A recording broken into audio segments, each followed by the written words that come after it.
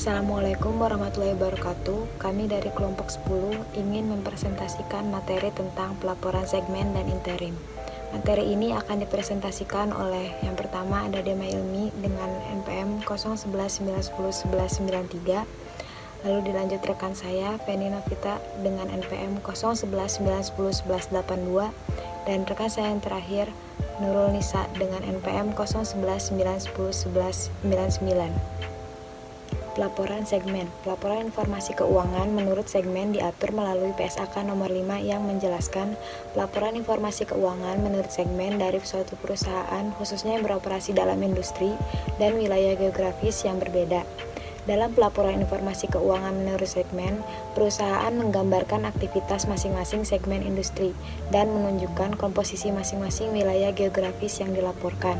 Tujuan PSAK nomor 5 ialah untuk menetapkan prinsip-prinsip laporan informasi keuangan berdasarkan segmen, yaitu informasi tentang berbagai jenis produk atau jasa yang dihasilkan perusahaan dan berbagai wilayah geografis operasi perusahaan dalam rangka membantu pengguna laporan keuangan dalam memahami kinerja masa lalu perusahaan secara lebih baik, menilai risiko dan imbalan perusahaan secara lebih baik, dan menilai perusahaan secara keseluruhan secara lebih memadai. Informasi segmen disusun dengan kebijakan akuntansi yang dianut dalam penyusunan dan penyajian laporan keuangan konsolidasi. Bentuk primer pelaporan segmen adalah segmen usaha, sedangkan segmen sekunder adalah segmen geografis. Lingkup standar pelaporan segmen. Menurut PSAK nomor 5, lingkup laporan keuangan segmen sebagai berikut. A. Pelaporan segmen berlaku bagi emiten atau perusahaan publik dan oleh perusahaan yang sedang dalam proses menerbitkan efek ekuitas atau efek utang di pasar modal. B. Entitas secara ekonomi signifikan termasuk anak perusahaan adalah entitas dengan tingkat pendapatan laba, aktiva atau jumlah tenaga kerja yang signifikan di negara tempat operasi utama perusahaan dilaksanakan. C. Apabila laporan keuangan meliputi laporan keuangan konsolidasi dan laporan keuangan induk perusahaan, informasi segmen hanya perlu disajikan untuk informasi konsolidasi. Kriteria segmen dilaporkan. A. Syarat kualitatif, yaitu telah teridentifikasi sebagai segmen operasi atau hasil dari agregasi 2 atau lebih. B. Syarat kuantitatif, yaitu melebihi salah satu ambang batas sebagai berikut. 1. Pendapatan yang dilaporkan dari segmen termasuk penjualan dari pelanggan eksternal dan penjualan atau transfer antar segmen adalah 10% atau lebih dari gabungan pendapat internal dan eksternal dari semua segmen operasi. 2. Jumlah absolut dari laba rugi yang dilaporkan dari segmen adalah 10% atau lebih dari jumlah yang lebih besar dalam jumlah absolut, gabungan laba dari yang dilaporkan, gabungan kerugian yang dilaporkan dari seluruh segmen operasi yang melaporkan kerugian. 3. Memiliki aset 10% atau lebih dari gabungan aset seluruh segmen operasi. Pengungkapan. Pengungkapan merupakan langkah akhir dalam proses akuntansi, yaitu penyajian informasi dalam bentuk seperangkat penuh laporan keuangan. 1. Level segmen. A. Informasi umum. B. Informasi laba rugi segmen dilaporkan termasuk pendapatan dan beban tertentu yang termasuk laba rugi segmen dilaporkan dalam aset segmen, liabilitas segmen, dan dasar pengukuran. C. Rekonsiliasi dari total pendapatan segmen, laba rugi segmen dilaporkan, aset segmen, liabilitas segmen, dan unsur material segmen terhadap jumlah yang terkait dalam entitas. 2. Level entitas. A. Informasi tentang produk dan jasa. B. Informasi tentang wilayah geografis. C. Informasi tentang pelanggan utama. Materi berikutnya akan dilanjutkan oleh rekan saya Feni Novita. Pada pelaporan berdasarkan segmen, informasi yang dilaporkan untuk hasil operasi dan posisi keuangan berdasarkan segmen dapat bervariasi. Pengungkapan penuh akan memberikan laporan laba rugi, neraca, dan laporan arus kas terperinci untuk setiap segmen penting. Pengevaluasian risiko dan pengembalian merupakan sasaran utama analisis laporan keuangan dan pengungkapan segmen. Dalam evaluasi ini memiliki nilai dalam praktiknya. Pada praktiknya, segmen dikatakan signifikan jika penjualannya, laba atau rugi operasinya, atau aset yang dapat diidentifikasikan besarnya 10% atau lebih dari gabungan jumlah seluruh segmen operasi perusahaan. Untuk memastikan segmen ini memiliki bagian yang substansial dalam operasi perusahaan, gabungan penjualan seluruh segmen yang dilaporkan harus paling sedikit sebesar 75% dari gabungan penjualan perusahaan. Untuk setiap segmen, perusahaan harus melaporkan informasi keuangan tahunan tertentu termasuk yang pertama ada penjualan baik ke segmen lain maupun pelanggan eksternal, yang kedua ada laba operasi, ketiga ada aset yang dapat diidentifikasi, keempat ada beban atau manfaat bunga dan pajak, kelima ada keuntungan dan kerugian pos khusus, keenam ada beban penyusutan, depresi dan amortisasi. Selanjutnya ada pengukuran.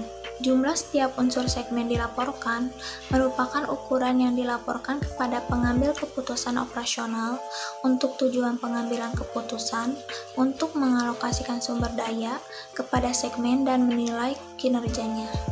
Entitas menyampaikan penjelasan pengukuran laba rugi, aset dan liabilitas segmen untuk setiap segmen dilaporkan sebagai berikut. 1. Dasar akuntansi untuk setiap transaksi antar segmen dilaporkan. 2. Sifat dari setiap perbedaan antara pengukuran laba rugi segmen dilaporkan dengan laba rugi entitas sebelum beban atau pendapatan pajak penghasilan dan operasi dihentikan.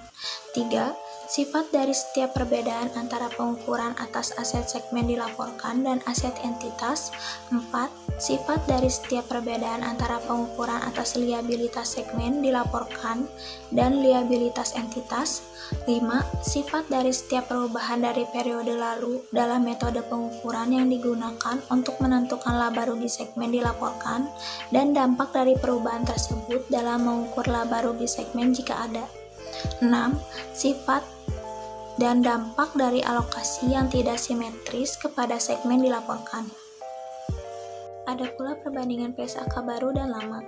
Pada PSAK 5/2009, terdapat yang pertama ada aktivitas untuk menghasilkan pendapatan dan terjadinya beban. Kedua, dikaji secara reguler untuk alokasi sumber daya menilai kinerja. Ketiga, tersedia informasi terpisah. Keempat, segmen dilaporkan meliputi syarat kualitatif dan syarat kuantitatif. Kelima, pengungkapan level segmen. Keenam, pengungkapan level entitas. Pada PSAK 5 lama, terdapat yang pertama ada dibedakan dalam menghasilkan produk jasa. Kedua, risiko dan imbalan berbeda dari sumber daya dan menilai kinerja. Ketiga, segmen dilaporkan meliputi syarat kuantitatif berbeda dengan PSAK 5 2009. Yang terakhir ada pengungkapan level segmen. Setelah membahas pelaporan segmen, selanjutnya ada pelaporan interim. Pelaporan interim adalah laporan keuangan yang berisi laporan keuangan ringkasan untuk periode interim. Periode interim adalah sebuah periode pelaporan keuangan yang lebih pendek dari 1 tahun keuangan penuh atau 12 bulan. Laporan keuangan interim dapat disusun secara bulanan, triwulan, atau periode lainnya yang kurang dari setahun dan mencakup seluruh komponen laporan keuangan sesuai standar akuntansi keuangan. Secara konseptual, laporan keuangan interim menyediakan informasi yang lebih tepat waktu tetapi kurang lengkap dibandingkan dengan laporan keuangan tahunan.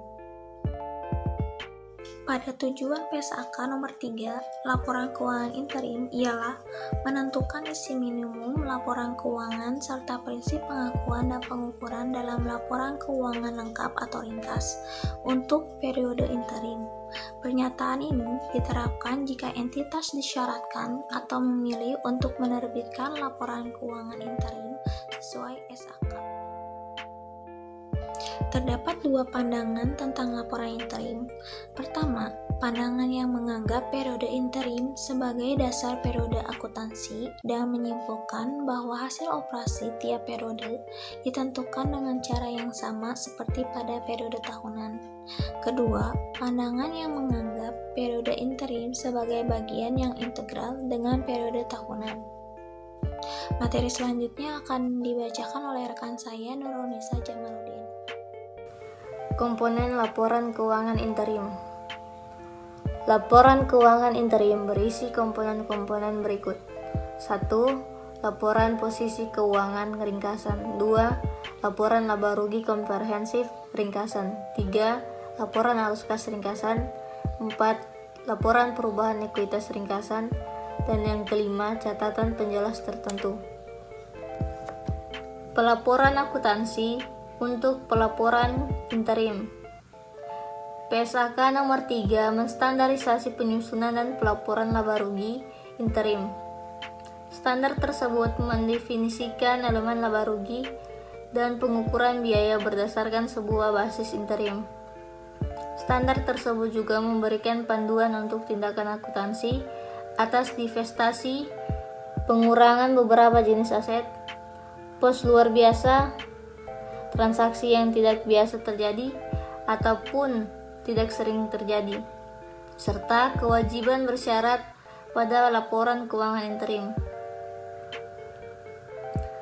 Bahkan termasuk penyajian dan pengungkapan laporan keuangan interim. Pada PSAK nomor 25, perubahan dalam kebijakan akuntansi diaplikasikan dengan melaporkan setiap penyesuaian pada periode sebelumnya sebagai sebuah penyesuaian untuk memulai saldo laba, kecuali jika jumlahnya tidak bisa ditentukan secara wajar. Unsur yang sama antara pelaporan keuangan interim dengan pelaporan keuangan tahunan adalah: 1. Dasar pengakuan pendapatan.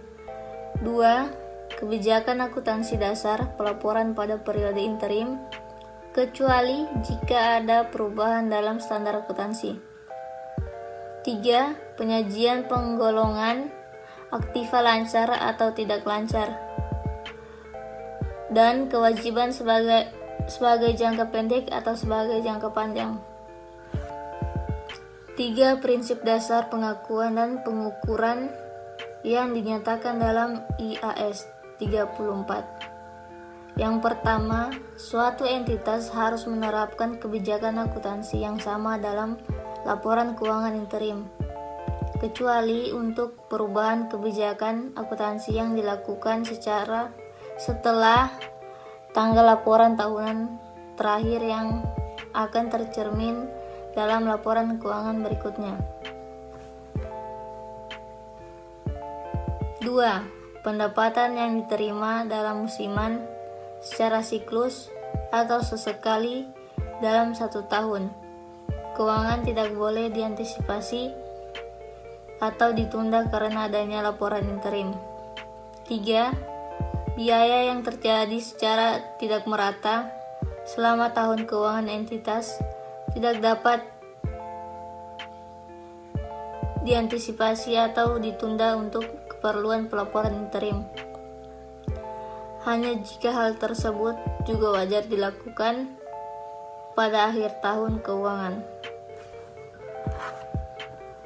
Standar pelaporan untuk laporan laba rugi interim. A. Pendapatan.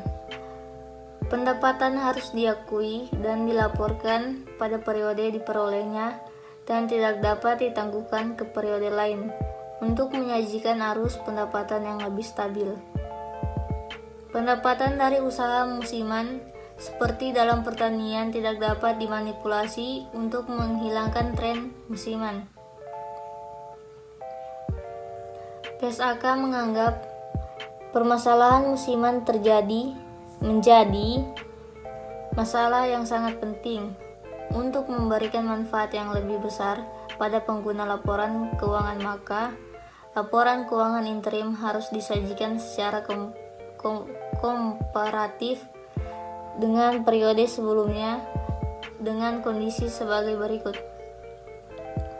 1. Laporan keuangan interim diperbandingkan dengan laporan keuangan interim periode sebelumnya. 2. Laporan keuangan interim diperbandingkan dengan interim yang sama dalam periode akuntansi yang lalu. 3. Laporan keuangan interim diperbandingkan dengan laporan keuangan kumulatif dari awal tahun buku sampai dengan tanggal laporan keuangan interim. 4. Laporan keuangan interim diperbandingkan dengan laporan keuangan tahun buku yang lalu. B. Harga pokok penjualan dan persediaan. PSAK nomor 3 memperoleh modifikasi praktis berikut atas aturan umum tersebut, yaitu 1. Menggunakan estimasi presentase laba kotor yang dapat digunakan untuk menentukan harga pokok penjualan interim. 2. Penilaian harga pokok atau harga pasar terendah. Kerugian persediaan yang disebabkan penurunan harga pasar diakui pada periode penurunan dengan menggunakan metode penilaian yang terendah antara harga pokok atau harga pasar penurunan harga pasar temporer yang diharapkan akan berbalik pada akhir tahun fiskal jika perlu diakui dalam periode interim karena tidak ada kerugian yang diharapkan untuk tahun fiskal. 3. Sistem biaya standar. Perusahaan yang menggunakan sistem biaya standar untuk persediaan harus menggunakan prosedur yang sama atas perhitungan dan pelaporan varian dalam periode interim dengan yang digunakan untuk tahun fiskal. Akan tetapi, varian harga beli atau volume atau varian kapasitas yang diharapkan akan diserap pada akhir tahun fiskal harus ditangguhkan pada periode interim dan tidak dimasukkan sebagai laba interim. C. Biaya dan beban yang lain. Pilihan antara pengakuan langsung dari pengeluaran dalam laporan laba rugi interim dan penangguhan serta alokasi dalam beberapa laporan laba rugi interim berdasarkan evaluasi subjektif dari periode yang mendapatkan manfaat dari pengeluaran tersebut. Walaupun sebagian besar pengeluaran dibebankan di periode interim pada saat terjadinya. D.